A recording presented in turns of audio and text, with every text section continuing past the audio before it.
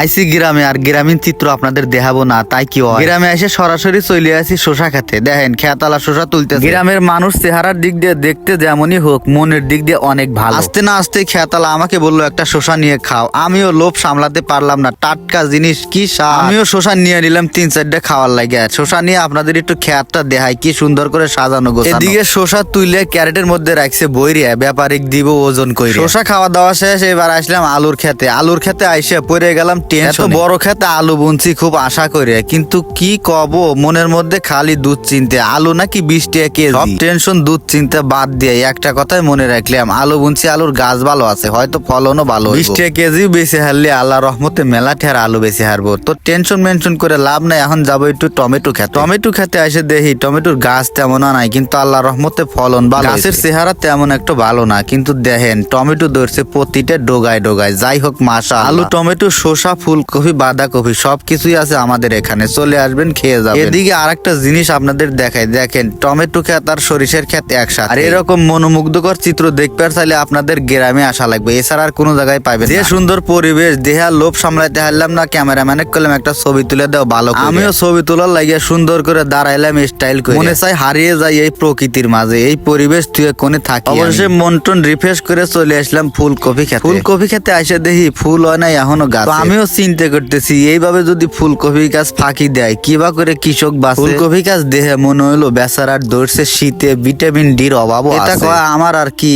আমিও ডাক্তার নয় যে ওষুধ বেচবো বাঁচে। এমুরা এসে দেখলে আমার প্রিয় কৃষক ভাইরা সরিষা ক্ষেত বাঁচে। 20 কাঠালো মার্কা ঘাস দিয়ে সারা সরিষা ক্ষেত ভরে গেছে। কৃষক ভাইরা এই জন্য অনেক টেনশনে আছে, উহুন বাঁচার মতো বাঁচতে সরিষা ক্ষেতের এই 20 কাঠালো গাছ। এইরকম চিত্র দেখে আমারও মনের মধ্যে অনেক হাসে। কি করব, কিচ্ছু করার নাই, গ্রামকে অনেক মিস করি আমিও।